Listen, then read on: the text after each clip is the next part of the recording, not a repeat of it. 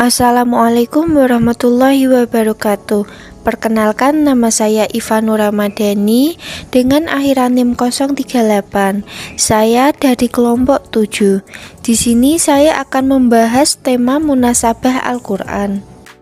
Apa sih latar belakang munasabah Al-Qur'an? Munasabah Al-Qur'an merupakan salah satu cabang dari ilmu-ilmu Al-Qur'an yang mengkaji kolerasi susunan ayat dan surat dalam Al-Qur'an. Keberadaannya sangat penting dan dibutuhkan dalam penafsiran, sehingga para musafir sangat perlu untuk mendalami ini. Sebab memiliki peran penting dalam mengungkap aspek kemukjizatan Al-Qur'an. Selain itu juga dapat membantu dalam memahami inti persoalan dalam sebuah ayat atau sebuah surat. Pengertian munasabah. Secara etimologi, munasabah sama dengan persesuaian dan kedekatan. Sedangkan tinjauan terminologi adalah ilmu yang menerangkan hubungan antara ayat atau surat dengan ayat atau surat yang lain. Apakah hubungan itu berupa ikatan antara am dan khosnya, atau antara abstrak dan konkretnya, antara sebab akibat, atau antara ilah dan mu'lulnya, atau antara rasional dan irasionalnya, atau bahkan antara dua hal yang kontraksi sekalipun. Jadi, pengertian munasabah itu tidak hanya sesuai dalam arti yang sejajar, melainkan kontradiksi pun termasuk dalam pengertian munasabah, seperti sehabis menerangkan orang mukmin lalu menerangkan orang kafir dan sebagainya. Sejarah dan perkembangan ilmu munasabah. Sejarah menunjukkan bahwa kitab Al-Qur'an diturunkan selama kurang lebih 22 tahun lebih beberapa bulan. Kitab ini berisi berbagai macam petunjuk dan peraturan yang diisyaratkan karena beberapa sebab dan hikmah yang bermacam-macam.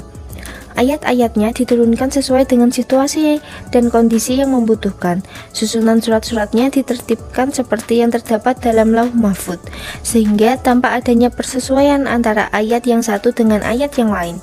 Karena itu timbul dari cabang ulum Al-Qur'an yang membahas khususnya persesuaian-persesuaian tersebut, yang dinamakan dengan ilmu munasabah Al-Qur'an atau ilmu ranasubil ayat wassuwar. Macam-macam sifat munasabah. Jika ditinjau dari sifat munasabah atau keadaan persesuaian dan persambungannya, maka munasabah itu ada dua macam. Apa aja sih?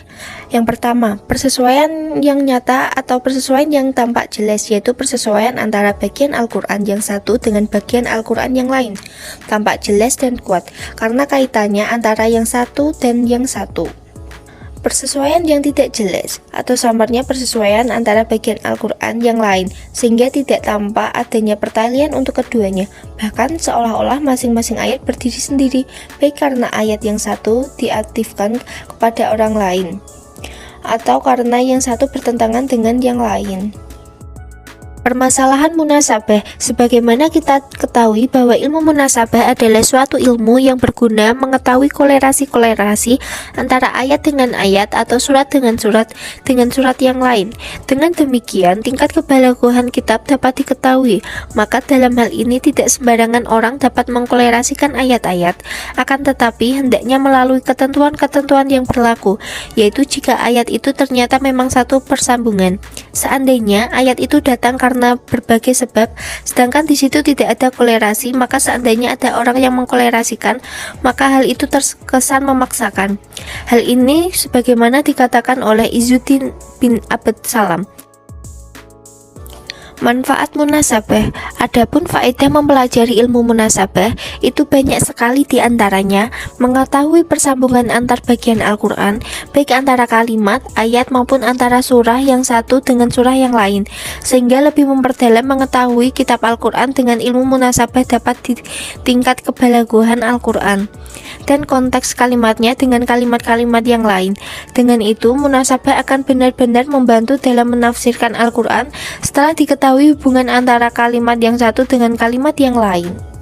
Kesimpulannya, ilmu munasabah adalah cabang dari ulum Al-Qur'an yang membahas hubungan antara ayat dan surah dalam Al-Qur'an, baik dari segi makna, konteks maupun susunannya.